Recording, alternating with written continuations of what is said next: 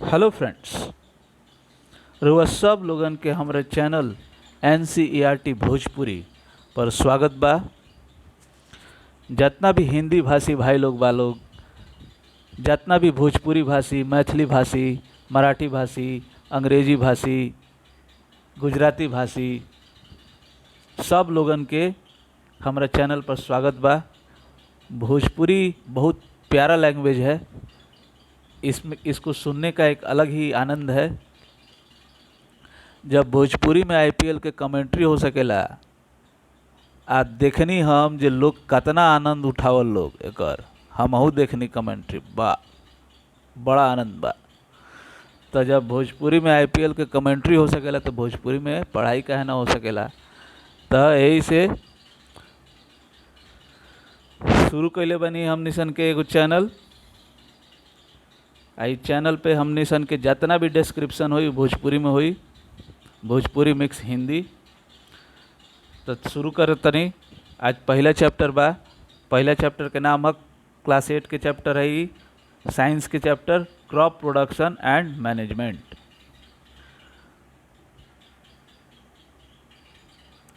देखिए, भोजपुरी या हिंदी, जितने भी भोजपुरी भाषी बा लोग, वो लोग हिंदी समझेला लोग। भोजपुरी मिक्स हिंदी एक अलगे प्रकार के भाषा है, जे हमनी सन के देहात में, गांव देहात में जो लोग बोलेला लोग, मोर और लेस बहुत चीज़ शब्द रुआ सेम आ जाई हिंदी या भोजपुरी में। क्रॉप प्रोडक्शन, क्रॉप के हमनी सन के कहे निसन फसल, अब प्रोडक्शन उत्पादन। Crop production and management, management के हमनी सन के कहे निसन प्रबंधन। हिंदी में प्रबंधन के मतलब कि रख रखाव। फसल के उत्पादन होला, किसान भाई लोग फसल के उत्पादन करेला लोग, और ओकर रख रखाव करेला लोग सही तरीका से, ताकि फसल खराब ना होखो, फसल में कीड़ा मकोड़ा ना लगो, उहे मैनेजमेंट कहाला। यदि कीड़ा मकोड़ा लग जाई तो इतना दिन के मेहनत पानी में चल जाई, किसान भाई लोग के बहुत नुकसान हो जाई। तो इस चैप्टर में हमनी सन के यही पढ़म सन जे किसान भाई लोग जे भी फसल के उत्पादन करेला लोग, उ लोग कौन कौन प्रक्रिया से गुजर के फसल के उत्पादन करेला लोग, और ओकरा बाद ओकर फसल के रख रखाव कौन तरीका से करेला लोग कि फिर नुकसान ना होखो, में कीड़ा मकोड़ा ना लगो में।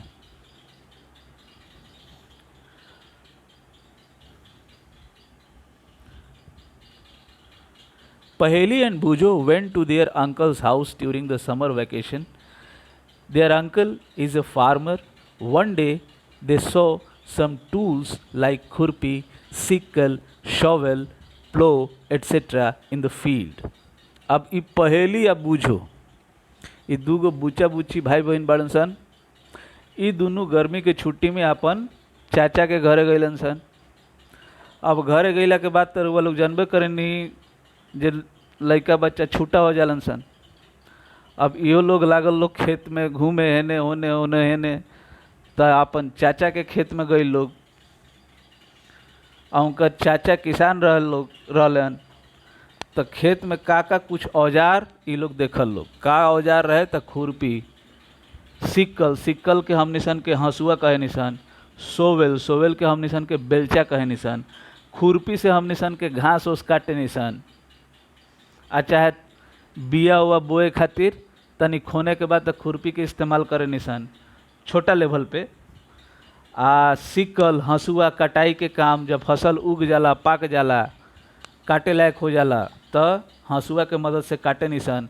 आ सोवेल, सोवेल के हिंदी में हम निशान के बेलचा कहे निशान, बेलचा से माटी एक जगह उठा के दूसरा जगह माटी रखे के काम में बेलचा के लावल जाला।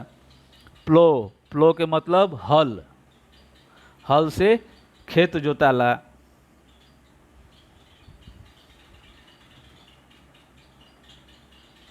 तो ये सब कुछ औजार पहेली या बूझो ये दोनों लोग देखल लोग।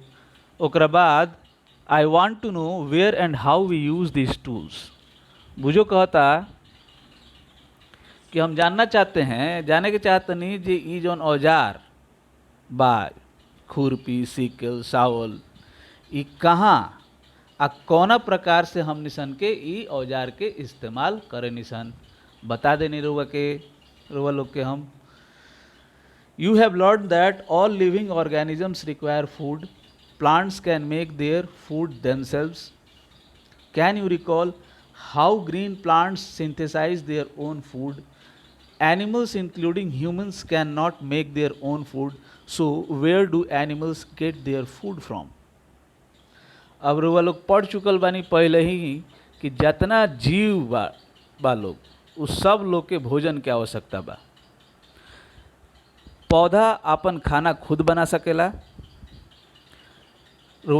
याद होई जे कौन पौधा कौना प्रकार से अपन खाना खुद बनावेला, फोटोसिंथेसिस के प्रक्रिया के द्वारा पौधा अपन खाना खुद बना लेवला। लेकिन जानवर आ मनुष्य ये दोनों अपन भोजन खुद ना बना पावेलन, अपन भोजन खाना खुद ना तैयार कर पावेलन। तो ये लोग के खाना कहाँ से उपलब्ध होला?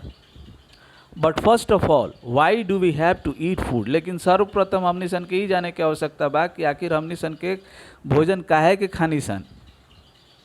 You already know that energy from the food is utilized by organisms for carrying out their various body functions such as digestion, respiration and excretion.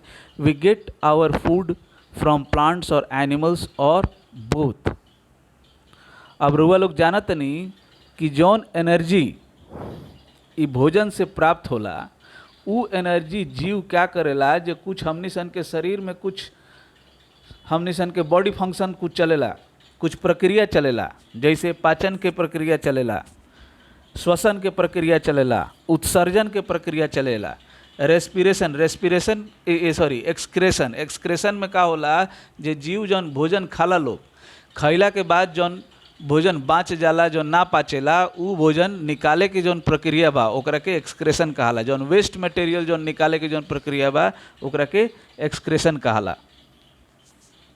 हमनी सन के भोजन कहाँ से प्राप्त होला? तो हमनी सन के भोजन प्राप्त होला या तो पौधा से प्राप्त हुई या तो जानवर से प्राप्त हुई आ ना तो दोनों से प्राप्त हुई। कहे के मतलब बा जे कुछ जीव खाली पौधा खालन, जैसे गाय हो गई, भैंस हो गई, आ कुछ जीव खाली मांस मछली खालन, तो जैसे मांस खालन, जैसे शेर हो गई, बाघ हो गई, आ कुछ जीव दोनों खाला, जैसे कुकुर। Since we all need food, how can we provide food to a large number of people in our country? अब इन्हें बूझो एगो बढ़िया सवाल कइले बा कि अब सब केहू के खाना के आवश्यकता बा। अतना बड़का आबादी बा हमारा देश में, तो अतना बड़ा आबादी के भोजन कैसे उपलब्ध करावल जाओ? भाई एकर तो सवाल जायज बा। अब पहली का कहतिया, food has to be produced on a large scale. अब खाना को, भोजन को बहुत बड़ी मात्रा में उत्पादन करे के आवश्यकता बा। In order to provide food for a large population, regular production, proper management and distribution is necessary. अब इतना बड़ा आबादी के भोजन उपलब्ध कराए खातिर समय समय पे उत्पादन होके के चाहिए। आ ओकर जौन उत्पादन कैले बनी, किसान लोग जौन उत्पादन कैले बा उ उत्पादित चीज़ के सही तरीका से रख रखाव और ओकर वितरण, मतलब सही तरीका से ओकर बंटवारा होके के चाहिए। काहे कि यदि मान लीजिए गेहूँ हर साल अपन सीजन में ओकर उपज ना हुई तो फिर का होई? फिर गेहूँ ख़त्म हो जाई। ऐसे समय समय पे गेहूँ के उत्पादन, चाहे अन्य जौन भी फसल बा, जैसे चाउर हो गई, चाउर के अंग्रेजी में हमनी सन के धान कहे निसन, अंग्रेजी में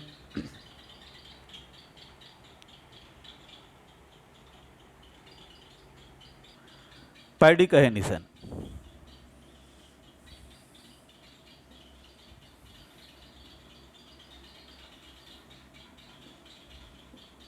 अब ओकरा बाद बा agricultural practices.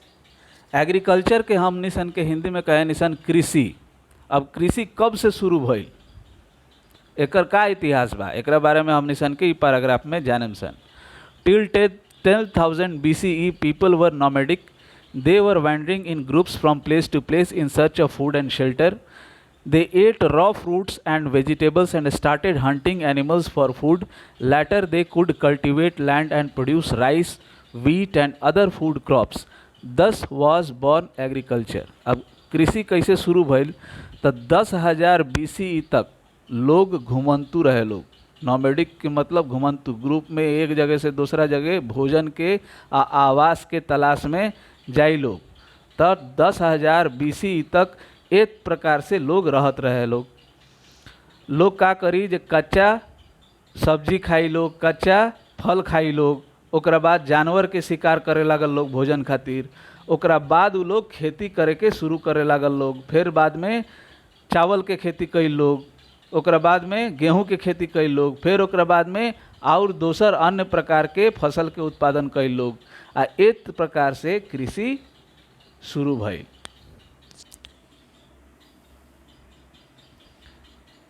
When plants of the same kind are cultivated at one place on a large scale, it is called a crop. For example, crop of wheat means that all the plants grown in a field are that of wheat. You already know that crops are of different types like cereals, vegetables and fruits. These can be classified on the basis of the season in which they grow. अब हमनी सन के पढ़म सन जे crop का कहाला, माने फसल का कहाला। जब एक ही प्रकार के पौधा बहुत बड़ा मात्रा में, बहुत बड़ा पैमाना पर उपजावल जाला कमर्शियल पर्पस खातिर, कमर्शियल पर्पस से भी उपजावल जाला और आप खुद भी इस्तेमाल करे खातिर किसान लोग फसल के उत्पादन करेला। तो जब एक ही प्रकार के पौधा बहुत बड़ा मात्रा में उत्पादन कइल जाला, ओमे दोसर और कोनो प्रकार दोसर प्रकार के पौधा ना रही। जैसे उदाहरण में इन्हें दिहल बा, जैसे गेहूं के खाली पौधा, जैसे खेत में खाली गेहूं रही और दोसर कोनो पौधा ना रही, तो ई प्रकार के जौन पौधा बा, ई प्रकार के जौन मतलब प्रोडक्शन बा, ई कहाला क्रॉप प्रोडक्शन। और जौन फसल के और जौन फसल है जे वीट फसल हो गई, और जौन चीज उपजावल जाला ओकरा के हमनी सन के क्रॉप कहे निसन। हमनी सन के जानत निसन कि फसल अलग अलग प्रकार के होला। जैसे सीरियल्स माने अनाज, वेजिटेबल्स में सब्जी आ गई, आ फ्रूट्स में फल आ गई। तो अलग अलग प्रकार के फसल होला। लेकिन ई जितना भी फसल बा, एकरा के सीजन के हिसाब से एकर बंटवारा कइल गइल बा। जौन सीजन में ई उपजेला ओ हिसाब से एकर बंटवारा कइल गइल बा। India is a vast country. The climatic conditions like temperature, humidity and rainfall vary from one region to another. अब भारत बहुत विशाल देश है, ये तो हम लोग जानबे करते हैं। तो जो यहाँ का जो जलवायु का जो परिस्थिति है, जैसे कि यहाँ पे गर्मी, टेम्परेचर, तापमान यहाँ का एक समान ना रहेला। कहीं तापमान बेसी बा तो कहीं तापमान कम बा। ह्यूमिडिटी माने ह्यूमिडिटी के मतलब हवा में वाटर वेपर के उपलब्धता। तो हवा में कितना वाटर वेपर हो, कहीं पे ह्यूमिडिटी ज़्यादा होला तो कहीं ह्यूमिडिटी कम होला, कहीं बारिश कम बा तो कहीं बारिश ज़्यादा बा। तो एक क्षेत्र से दूसरा क्षेत्र के जौन जलवायु के जौन परिस्थिति बा, अलग अलग परिस्थिति बा, उ बदलेला। अलग अलग परिस्थिति का बा तो टेम्परेचर हो गई, ह्यूमिडिटी हो गई, रेनफॉल हो गई। तो ये सब जौन बा ये अलग अलग क्षेत्र में अलग अलग प्रकार के बा। Accordingly there is a rich variety of crops grown in different parts of the country. और वो हिसाब से जलवायु के हिसाब से, अलग अलग जलवायु के हिसाब से अलग अलग देश में अलग अलग प्रकार के फसल के उपज होला। Despite this diversity, two broad cropping patterns can be identified. These are, अब इतना विविधता होला के बावजूद भी, अलग अलग प्रकार के जलवायु बा, ढेर प्रकार के फसल बा, इतना विविधता होला के बावजूद भी ई जौन बा ई फसल के विभाजन कइल बा दू मेन ग्रुप में, दू मेन भाग में विभाजन कइल बा। पहला है खरीफ क्रॉप्स। अब जौन सीजन में उपजेला वो हिसाब से एकर विभाजन बा। खरीफ, शरीफ, खरीफ, शरीफ, खरीफ याद रखिए हम लोग, है नु, माने राइमिंग वर्ड, शरीफ, खरीफ, शरीफ क्रॉप्स ना होला, राइमिंग बताओ तनी ये याद रही, खरीफ crops. The crops which are sown in the rainy season are called kharif crops. The rainy season in India is generally from June to September. Paddy, maize, soybean, groundnut and cotton are kharif crops. अभी जौन खरीफ crops बाड़न एकर कब इनका ये लोग के उपज होला? बरसात के मौसम में। बरसात के मौसम कब से कब तक रहेला? तो जून से सितंबर के बीच में बरसात के मौसम रहेला। अब एमे कौन कौन फसल उपजेला? पैडी, पैडी मतलब धान, मेज गेहूँ, ओकरा बाद सोयाबीन, ग्राउंडनट, ग्राउंडनट के हमनी सन के मूंगफली कहनी सन, लइकन सन फोड़ फोड़ के खालन सन, एंड कॉटन, कॉटन, ओकरा बाद ये सब हो गई खरीफ क्रॉप्स।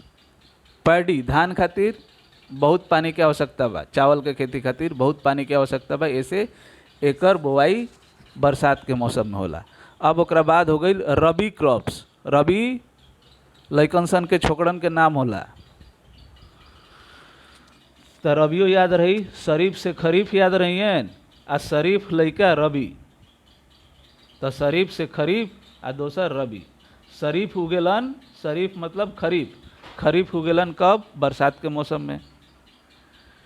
अब रबी, रबी कब उगेलन? तो ये जाड़ा के मौसम में उगेलन। The crops grown in the winter season in bracket October to March are called rabi crops. Examples of rabi crops are wheat, gram, pea, mustard and linseed. जौन फसल के उपज अक्टूबर से मार्च में होला, माने जाड़ा के मौसम में, ओकरा के हमनी सन के रबी क्रॉप्स कहे निसन। और ओकर उदाहरण के तौर पर ये सब दिहल बा, गेहूँ हो गईल, चना हो गईल, मटर हो गईल, सरसों हो गईल, हाँ, आ लिनसीड, ये सब फसल जे बा कब उगेला? तो जाड़ा के मौसम में उगेला।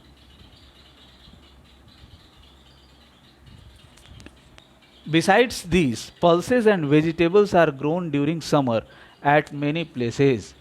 अब एकरा अलावे दाल आ सब्जी के उपज बहुत सा जगह पर गर्मी के मौसम में उपजावल जाला।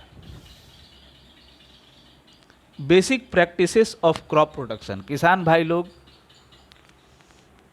फसल के उत्पादन करेला लोग, तब ओमे का प्रक्रिया होला वो अब हम मिशन के आगे पढ़े। Why paddy can not be grown in the winter season. जाड़ा के मौसम में हम लोग धान का खेती काहे नहीं करते हैं? तो जाड़ा का मौसम में हम लोग धान का खेती इसलिए नहीं करते हैं काहे कि जाड़ा का मौसम में पानी का उपलब्धता कम रहता है, लेकिन बारिश के मौसम में पानी का उपलब्धता ज़्यादा होने के कारण हम लोग पैडी का जो खेती है, कहने का मतलब है जो धान का खेती है, जो चावल का खेती है, हम लोग जाड़े के मौसम में करते हैं।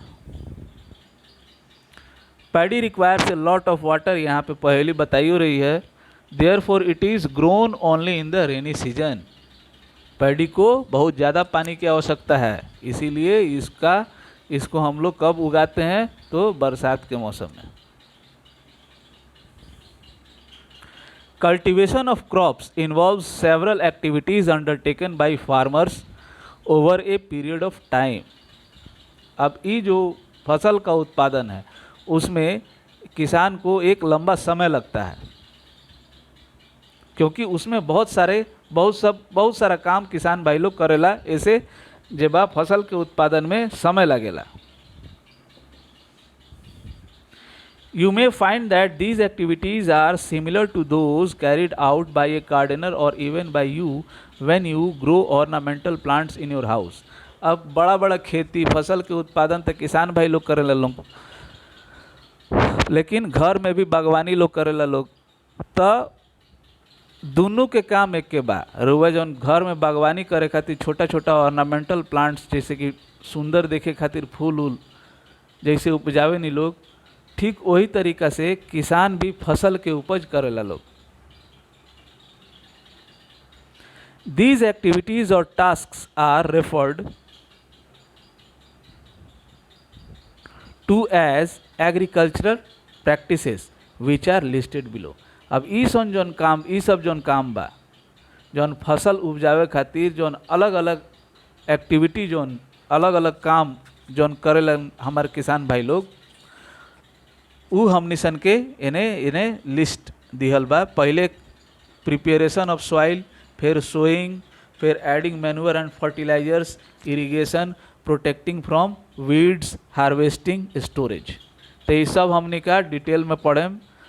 प्रिपरेशन ऑफ सॉइल में मिट्टी कैसे तैयार कइल जाला, मिट्टी के पहले किसान भाई लोग कोड़ेला लोग, ओकरा के समतल बनावेला लोग, ओकरा बाद ओमे बोआई करेला लोग। सोइंग का मतलब बोआई, जब मिट्टी ठीक हो जाला बोए लायक हो जाला तो ओकरा बाद बोएला लोग, और ओकरा बाद बोअला के बाद ओमे खाद मिलावेला लोग। मान लीजिए कोनो प्रकार के न्यूट्रिएंट्स के कमी बा, जैसे कि कोनो प्रकार के न्यूट्रिएंट्स के कमी हो गई, तो जैसे नाइट्रोजन के कमी हो गई चाहे कोनो प्रकार के, तो फिर ओकरा खातिर खाद चाहे फर्टिलाइजर मिलावल जाला। इरिगेशन में पानी दिहल जाला। फिर ओकरा बाद वीड्स, अनवांटेड जौन बिना काम के जौन पौधा बा, मेन पौधा के आसपास से जौन साथे जौन उग जाला ओकरा के वीड्स कहाला, तो ओकरा के हटावल जाला। फिर ओकरा बाद कटाई होला, हार्वेस्टिंग का मतलब कटाई या स्टोरेज, ओकरा बाद फिर ओकर रख रखाव। तो ये सब हमनी का डिटेल में पढ़म सन। इहवा पहले बा preparation of soil. The preparation of soil is the first step before growing a crop. One of the most important tasks in agriculture is to turn the soil and loosen it. This allows the roots to penetrate deep into the soil. The loose soil allows the roots to breathe easily even when they go deep into the soil. Why does the loosening of soil allow the roots to breathe easily? अब देखें, अब पहला काम का कइल जाला खेती में, तो मिट्टी के तैयार कइल जाला। अब मिट्टी के कैसे तैयार कइल जाला, पहला काम फसल के उत्पादन में मिट्टी के तैयार कइल जाला। ओमें सबसे जरूरी काम बा जौन मिट्टी के बा ओकरा के पलटल जाला, ओकरा के ढीला कइल जाला। अब एकरा से का होला, जे जौन पौधा बा ओकर जौन जड़ बा उ एकदम गहराई से नीचे जाई, मिट्टी के अंदर में नीचे जाई। आ ढीला मिट्टी रहेला तो फिर जौन गैस के जौन आदान प्रदान बा जौन पौधा के जड़ से जौन होला उ सही तरीका से होला।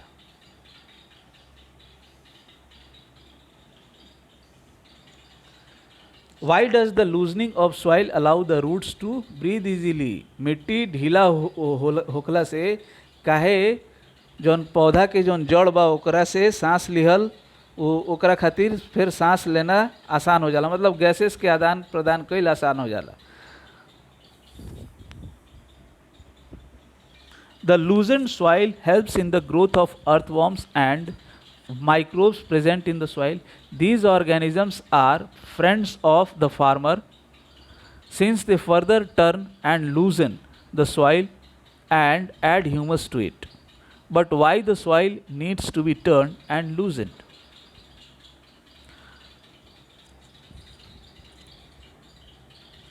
और जो ढीला मिट्टी में जौन अर्थवर्म बा, छोटा छोटा जौन कीड़ा मकोड़ा है जौन आँख से ना लौकेला, अर्थवर्म तो लौकेला, केंचुआ के हम निसन के अर्थवर्म कहे निसन, लेकिन और माइक्रोब्स छोटा छोटा कीड़ा मकोड़ा उ मिट्टी में पनपे लगेला। काहे कि ओकरा से ओकरा ऑक्सीजन मिले लगेला, ओकरा हवा मिले लगेला, तो फिर ओकर उ ज़्यादा जामे लगेला, मतलब कि ओकर ज़्यादा पैदा होके लगेला।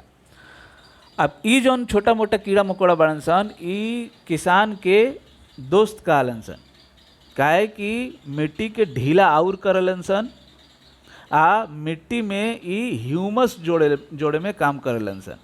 फिर एने सवाल बा, but why the soil needs to be turn and loosen. लेकिन मिट्टी के ई सब सवाल का जवाब मिली, लेकिन मिट्टी के काहे पलटल जाला आ काहे ढीला कइल जाला।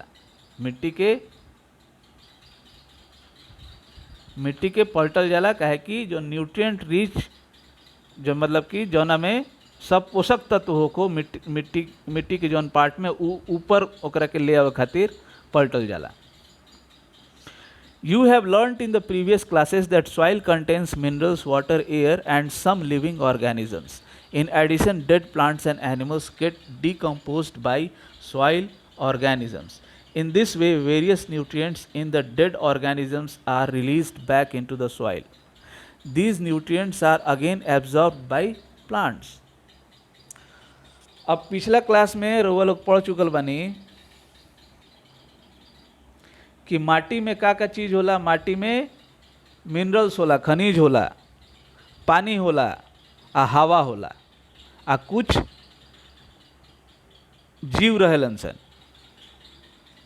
एकरा अलावा मिट्टी में जौन डेड प्लांट्स एंड एनिमल्स, मरा हुआ जीव, जितने भी पौधे हैं, जितने भी जानवर हैं, वो क्या होते हैं कि वो सड़ जाते हैं। जो मिट्टी के अंदर में छोटे मोटे कीड़े मकोड़े होते हैं वो इसको खा के सड़ा देते हैं। और इस तरीके से होता क्या है कि जो जानवर हैं, जो मरे हुए जो पौधे हैं, जो मरे हुए जो जानवर हैं, उनसे जो पोषक तत्व है वो निकल के मिट्टी में चला आता है, क्योंकि छोटे मोटे कीड़े मकोड़े क्या करते हैं, उनको खाते हैं और फिर वहीं पे डेफिकेट करते हैं। तो इस तरीके से होता क्या है कि वहाँ पे जो मिट्टी में जो न्यूट्रिएंट है वो चला आता है, मिट्टी में ह्यूमस की मात्रा बढ़ जाती है और इससे क्या होता है, मिट्टी उपजाऊ हो जाता है। और उसके बाद क्या होता है, हाँ चलिए बता दिए। Since only a few centimeters of the top layer of soil supports plant growth, turning and loosening of soil brings the nutrient rich soil to the top so that plants can use these nutrients. अब होता क्या है कि जो पौधा का जो बोआई होला वो खाली ऊपर के माटी के जौन ऊपर के जौन लेयर बा वही में पौधा के ग्रोथ होला। ऐसे माटी के पलटला से और ओकरा के ढीला कइला से जो न्यूट्रिएंट वाला जौन मट्टी बा वो ऊपर चलावेला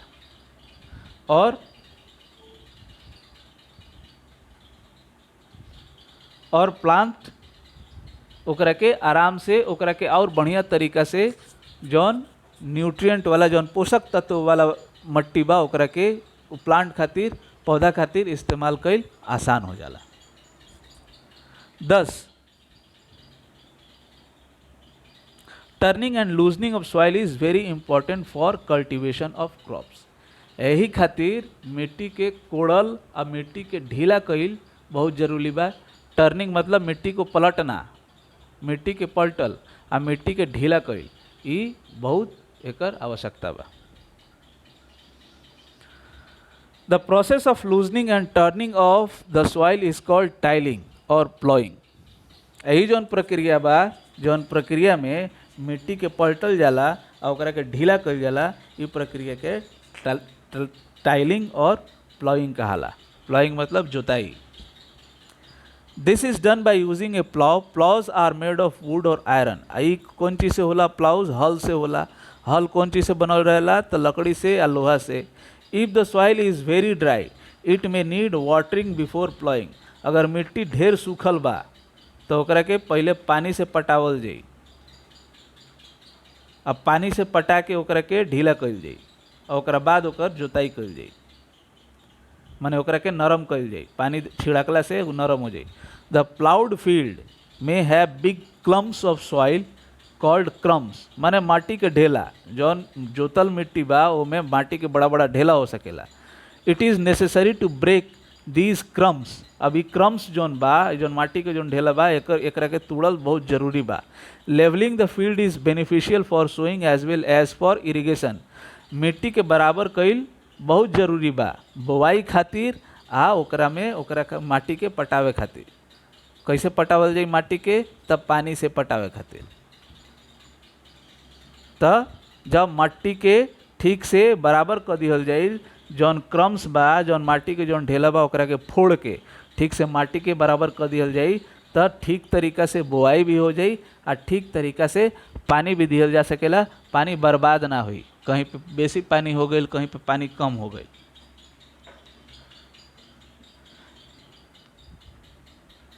levelling of soil is done by the help of a leveller. Leveller से मट्टी के बराबर कइल जाला।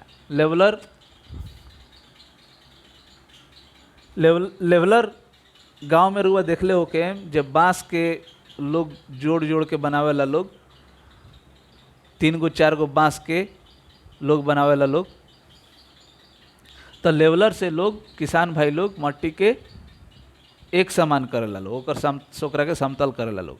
Sometimes manure is added to the soil before tilling. कभी कभी मिट्टी के कोड़े के पहले ओमे खाद दिहल जाला। This helps in proper mixing of manure with soil. खाद पहले कोड़ला से पहले खाद दे देला से का होला, जे ठीक से पहले खाद दे दियनी ओकरा बाद मट्टी के कोड़नी तो ओकरा से का होला कि खाद ठीक से मट्टी में मिल जाला। द सॉइल इज मॉइस्टेंड बिफोर सोइंग। मट्टी के बोला से पहले ओकरा के पहले भिगोवल जाला।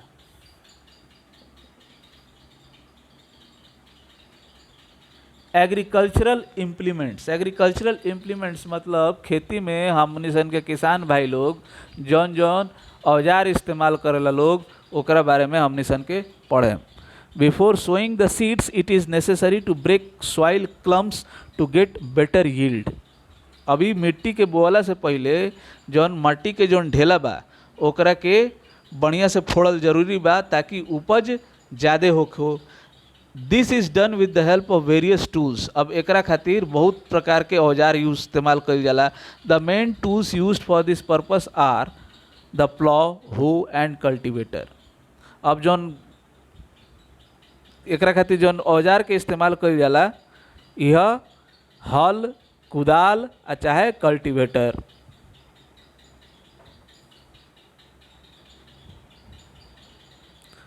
Plough, this is being used since ancient times for tilling the soil, adding fertilizers to the crop, removing the weeds and turning the soil. कुदारी, कुदाल हिंदी में, भोजपुरी में कुदारी। तो कुदारी के इस्तेमाल बहुत पहले से होता। हमारे पूर्वज लोग बहुत पहले से कुदारी से ही मिट्टी के कोड़त रहे लोग।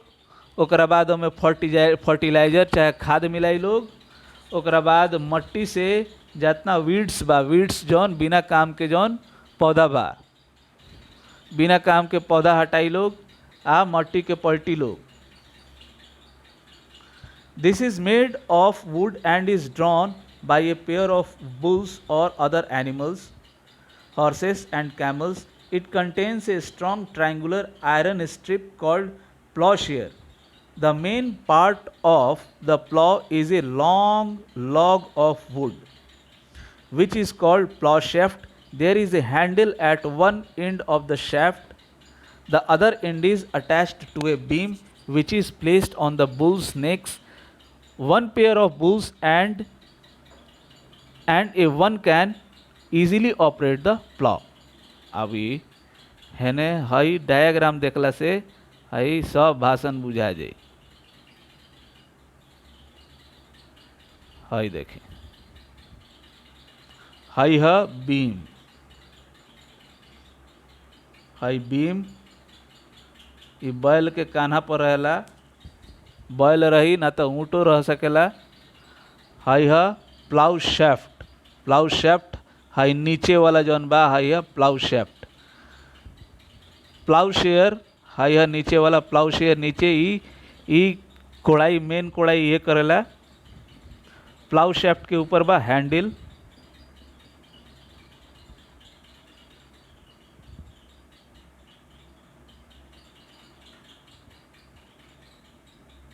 हाँ हाय हेने बा प्लाउ शेफ्ट। हाई माटी में रही, हाई है हैंडल। ई किसान दबा करके हाई बैल के काना में हे पर बीम रही, हाई बैल के काना में रही। ओकरा बाद किसान लोग खेती करेला लोग एकरा से। बहुत पुरान औजार है, हमार हमनी सन के बाप दादा के टाइम से ही चलल आवता। अब एक बाद the indigenous wooden plough is increasingly being replaced by iron ploughs nowadays. अब लोहा के कुदारी अब लोहा के हल इस्तेमाल होता लकड़ी की जगह पर।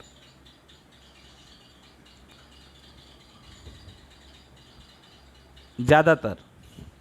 अब एक बाद हो के मतलब बोला का हो कुदारी, हो के मतलब बोला कुदारी। इट इज़ ए सिंपल टूल, ये सामान्य औजार है, साधारण है एकदम। Which is used for removing weeds and for loosening the soil. अब जो बिना काम का पौधा के हटावे खातिर आ मिट्टी के ढीला करे खातिर ई कुदारी के इस्तेमाल कइल जाला। It has a long rod of wood और iron, a strong broad and bent plate of iron is fixed to one of its ends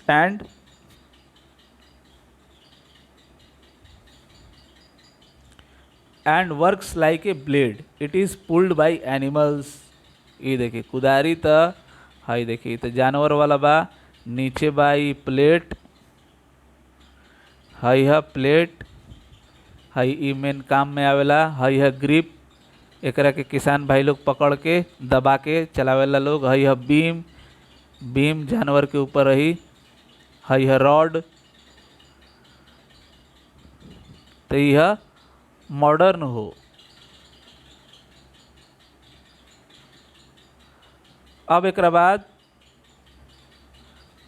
cultivator. Nowadays plowing is done by tractor driven cultivator। The use of cultivator saves labor and time। अब आज के समय में cultivator के इस्तेमाल कइल जाला और कल्टीवेटर ट्रैक्टर से चलेला। कल्टीवेटर के इस्तेमाल कइला से समय आ काफ़ी मेहनत बचेला।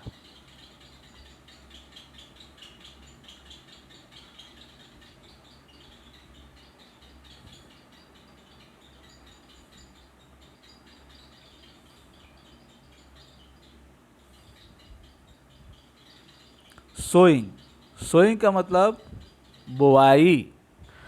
Sowing is an important part of a crop production. Before sowing good quality clean and healthy seeds of a good variety are selected।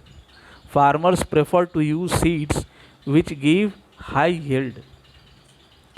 अब बुआई में का होला, जे बीज यदि खराब भइल, जैसे मान लीजिए जे 1 केजी बीज रुआ लेनी, 1 केजी बीज में आधा केजी बीज खराब हो गई तो उपज भी आधा हुई। ऐसे सब मेहनत कहीं नहीं, लेकिन बीजे खराब बो देनी तो सब मेहनत बर्बाद हो जाई। ऐसे बीज किसान भाई लोग बढ़िया चुने ला लोग। वो बढ़िया चुने के एगो प्रक्रिया बा। बढ़िया चुनला से होला का, जे किसान भाई लोग के जौन उपज बा वो बढ़ेला, ओमे वृद्धि होला, वो लोग के ज़्यादा फायदा होला। ऐसे किसान भाई लोग उहे बीज चुनेला जौन की पक्का होखी, सही तरीका से जौन पक्का हो जाओ। वो चुने के तरीका बा, इन्हें लिखल बा सिलेक्शन ऑफ सीड्स। पानी में भिगोवल जाला ओकरा के, हमनी सन के पढ़े। पहली का कहत रे भाई, One day I saw my mother put some gram seeds in a vessel and pour some water on them। अब एक दिन पहली के मतारी का कैली, जे पानी में कुछ चना के दाना रख देली एगो बर्तन में। बर्तन में डाल के उमें मतलब पानी डाल देली। After a few minutes some seeds started to float on top. I wonder why some seeds float on water. अब थोड़ा देर के बाद का भइल, जे कुछ बीज पानी में ऊपर लागल पौड़े मतलब तैरे। अब तैरे लागल तब पहली सोचे लगली जे आखिर काहे कुछ बीज नीचे बैठल बड़न पानी के नीचे, कुछ बीज ऊपर काहे तरन।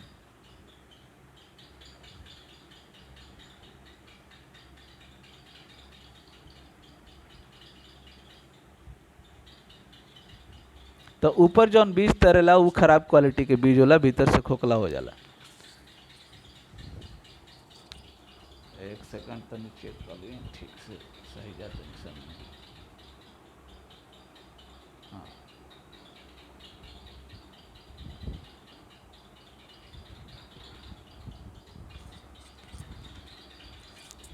take a beaker and fill half of it with water. Put a handful of wheat seeds and stir well. Wait for some time. अब एगो बीकर ले ली और मैं आधा पानी डाल दी और मैं एक मुट्ठी गेहूं के बिया डाल दी और ओकरा के ठीक से हिलाई और थोड़ा देर तक इंतजार करी और वह पाए जे जौन खराब सीड बा खराब बीज बा ऊपर तैरे लगी ऊपर पौड़े लगी। Are there seeds which float on water? Would those be lighter or heavier than those which sink? They would they why would they be lighter? Damaged seeds become hollow and are thus lighter. Therefore they float on water. હવે मैं क्या कहता कि का आर there seeds which float का कुछ बीज ऐसन बा जे ऊपर पानी में पौड़ता तैरता। अब ऊ जौन बीज जौन तैरता ऊ हल्का बा कि भारी बा जौन पानी में डूबल बा ओकरा से त काहे हल्क बा तो ई चेक करम तो जौन खराब बीज होला ऊ भीतर से खोखला हो जाला बता देनी है एकरा वजह से ऊ हल्का हो जाला और एकरा वजह से ऊ ऊपर पानी में तैरे लगेला। This is a good method for separating good healthy seeds from the damaged ones. ये बढ़िया तरीका है जिससे कि किसान भाई लोग बिना किसी खर्चा का सस्ता से निपट लेता है लोग चेक कर लेता है लोग कि बढ़िया बीज कौन सा है। पानी डालिए पानी में बीज को डालिए जो ऊपर में पौड़े लगा उसको सीधा उठा के बिक दीजिए। Before sowing, one of the important tasks is to know about the tools used for sowing seeds. अब बुआई से पहले ढेर सारा औजार बा ओकरा बारे में हमनी सन के बुआई से रिलेटेड जौन औजार बा ओकरा बारे में हमनी का जान लेवे के चाहिए। ट्रेडिशनल टूल मतलब जौन हमार बाप दादा परदादा पूर्वज लोग जौन औजार के इस्तेमाल कई लोग। The tool used traditionally for sowing seeds is shaped like funnel. The seeds are filled into the funnel, passed through 2 or 3 pipes having sharp ends. These ends push into the soil and place seeds there. हाई देखिए हाई है traditional. ऊपर में देखी लागल बा funnel लागल बा ऊपर से बिया नीचे चल जाई आ नीचे वो एकदम सीधा मिट्टी में नीचे एकदम शार्प एंड बा माने नीचे नुकीला बा नुकीला से वो मिट्टी में नीचे वो सीधा बिया नीचे चल जाई खोखला रही हो।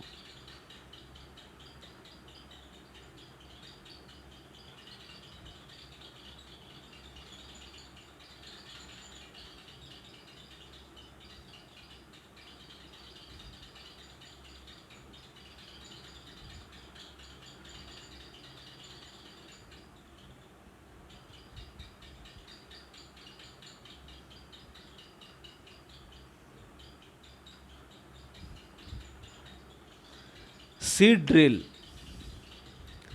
Nowadays the seed drill is used for sowing with the help of tractor. seed drill चलेला ट्रैक्टर के मदद से बुआई खातिर। ये दोसर औजार बा मॉडर्न है। तो अब आज के समय में सीड ड्रिल जो कि ट्रैक्टर के मदद से चलेला ओकर इस्तेमाल कइल जाला। This sows the seeds uniformly at equal distance and depth. अब सीड ड्रिल के बेनिफिट का बा जे ई बराबर के दूरी पर अब बराबर के गहराई पर मतलब जितना गहराई में बिया के बोआए के चाहिए उतना गहराई में सीड ड्रिल बोएला और उतना बराबर के दूरी पर भी बोएला। माने ऐसा ना होके जे पास पास में बोआ जाओ अब पास पास में बोआ जाई तो कोनो बिया ठीक से ना जामे।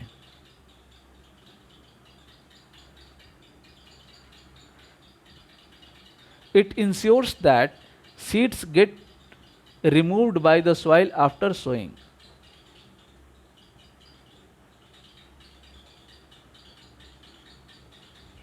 This protects seeds from being eaten by birds. Sowing by using a seed drill saves time and labor. Seed drill के इस्तेमाल कइला से समयो बचेला और मेहनतो बचेला। एकरा से का होला, सीड ड्रिल से बिया नीचे चल जाला, ऊपर से माटी से ढक जाला, और माटी से ढक गइला से का होला जे पक्षी के नज़र में ना आवेला बिया, आ पक्षी ओकरा के खा ना पावेला।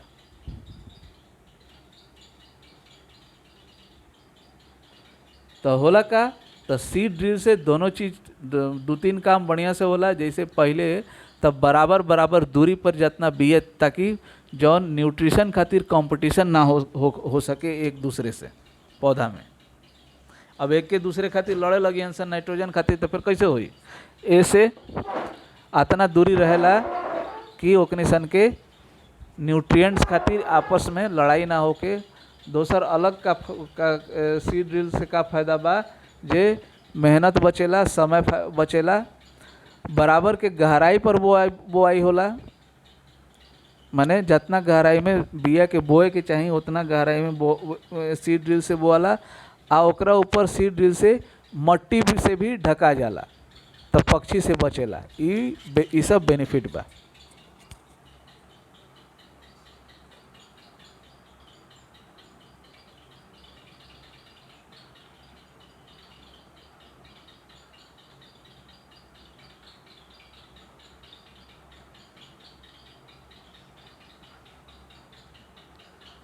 There is a nursery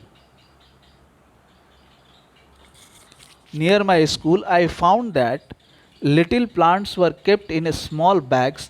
Why are they kept like this? अब बूझो एक सवाल पूछ रहे हैं। बूझो क्या पूछ रहा है कि उसके स्कूल के पास में एक नर्सरी है, और नर्सरी में छोटा छोटा छोटा छोटा छोटा छोटा पौधा जे बा बैग में धइल बा। छोटा छोटा पौधा बैग में धइल बा। आखिर काहे खातिर ओ लेखा ओ तरीका से उधइल बा छोटा छोटा छोटा छोटा बैग में? Seeds of a few plants such as paddy are first grown in a nursery. कुछ ऐसन पौधा होलन जेकरा के पहले नर्सरी में उगावल जाला, ओकरा के छोटा छोटा पौधा में उगावल जाला। जैसे कि चावल के खेती, paddy. When they grow into seedlings, they are transplanted to the field manually. Some forest plants and flowering plants are also grown in the nursery. अब जैसे चावल के खेती में, जैसे धान के खेती में का होला, जे छोटा छोटा सीडलिंग तैयार कइल जाला नर्सरी में, और उस सीडलिंग के ले जा करके बोअल जाला। छोटा छोटा पौधा के ले जा करके बोअल जाला। बहुत प्रकार के जौन जंगली पौधा बा और कुछ फूल देवे वाला कुछ पौधा बा, ये सब नर्सरी में एकरा के पहले उपजावल जाला। Appropriate distance between the seeds is necessary to avoid overcrowding of plants. अब बीज जौन बोआला, जैसे ब्रॉडकास्टिंग के तरीका से, ब्रॉडकास्टिंग में का होला जे कि किसान भाई लोग मुट्ठी में लेके छीटत रहेला लोग बिया के। तब मान लीजिए छीटे हम लोग, तो बराबर के दूरी पर ना कुछ बिया लगे हो जाए, कुछ दूर हो जाए, तो बराबर के दूरी रह के चाहिए। This allows plants to get, बता दिल बानी, this allows plants to get sufficient sunlight, nutrients and water from the soil. At times a few plants may have to be removed to prevent overcrowding. अब होला का कि यदि बिया पास में बिगा गईल, बिया पास हो गईल, तो ओकरा के जितना सूरज के रोशनी के जरूरत बा, जितना ओकरा पोषक तत्व के जरूरत बा, जितना पानी के जरूरत बा मिट्टी से, उतना मिली ना।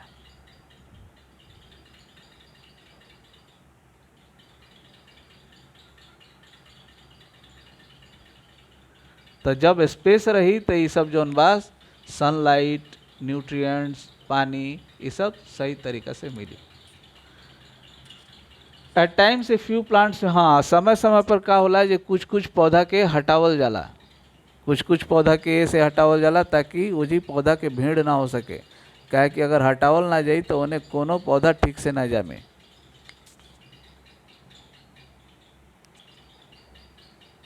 Adding manure and fertilizers, manure और फर्टिलाइजर ओकरा बाद जोड़ल जाला किसान भाई लोग, ओकरा बाद के प्रक्रिया बा। The substances which are added to the soil in the form of nutrients for the healthy growth of plants are called manure and fertilizers। अब बढ़िया से पौधा के उपज खातिर जौन जौन चीज़ जोड़ल जाला मट्टी में, बढ़िया से पौधा के उपज खातिर जौन जौन चीज़ जोड़ल जाला वो मैन्योर और फर्टिलाइजर्स कहला। I saw a healthy crop growing in a farm. In the neighboring farm, the plants were weak. Why do some plants grow better than others? अभी ये बूझो कह रहा है कि हम, इसके मन में एक सवाल है, कैसे सवाल उपजा, तो इसको एक बहुत अच्छा फार्म दिखा, खेत दिखा, जिसमें कि प्लांट्स बहुत अच्छे तरीके से उगा हुआ था, सारे प्लांट्स उसमें जितने भी पौधे थे वो सभी स्वस्थ थे। अब इसके पड़ोस में जो फार्म है, इसके पड़ोस में जो खेत है, वो पौधे, उसमें जो पौधे थे वो काफ़ी कमज़ोर थे। तो यही पूछ रहा है कि आखिर कुछ पौधे कमज़ोर क्यों होते हैं दूसरों की तुलना में। Soil supplies mineral nutrients to the crop plants, जितना भी खनिज पोषक तत्व है वो मिट्टी पौधों को देता है, ये हम लोग पढ़ चुके हैं। These nutrients are essential for the growth of plants, जितना भी पोषक तत्व बा ई पौधा के उपज खातिर जरूरी बा। In certain areas farmers grow crop after crop in the same field, कुछ जगह पर जाइएगा तो वहाँ पर किसान जो है एक के बाद एक फसल उपजाते रहता है।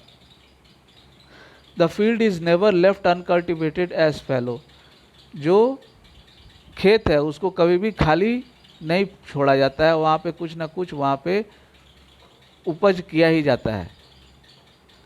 एक उगा तो उसके बाद तुरंत दूसरा उपजा दिए, उसके बाद फिर तीसरा, तो इस तरह से वहाँ पे चलते रहता है।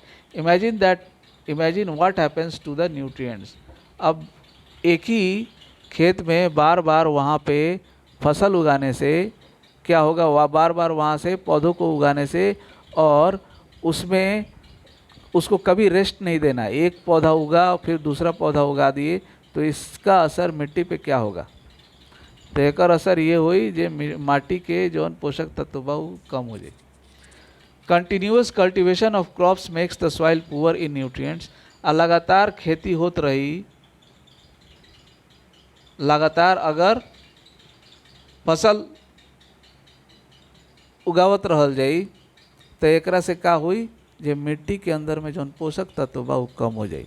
Therefore farmers have to add manure to the fields to replenish the soil with nutrients, यही से किसान भाई लोग के का करे के पड़ेला, जे माटी में खाद डाले के पड़ेला, ताकि ओकरा अंदर में जौन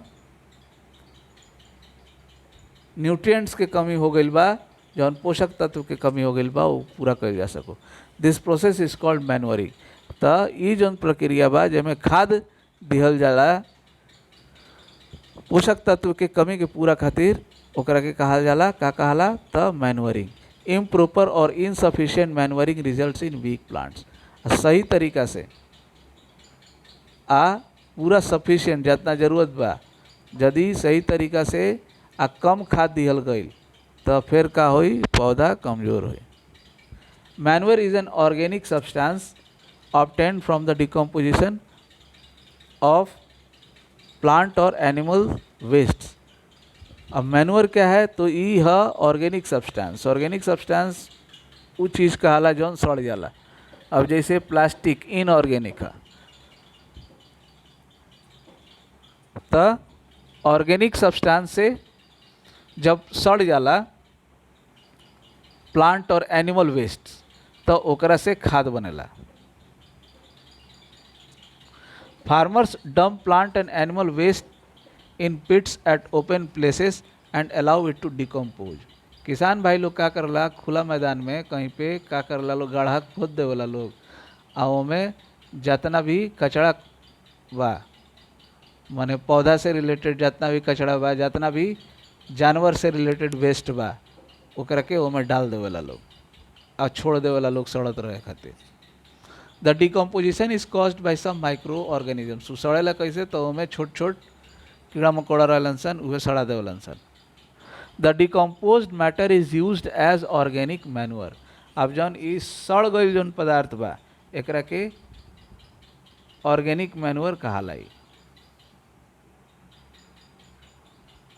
you have already learned about vermi composting in class 6। अब रउआ लोग पढ़ चुकल बानी क्लास 6 में वर्मी कंपोस्टिंग के बारे में। एमे रेड वर्म यूज कईल जाला।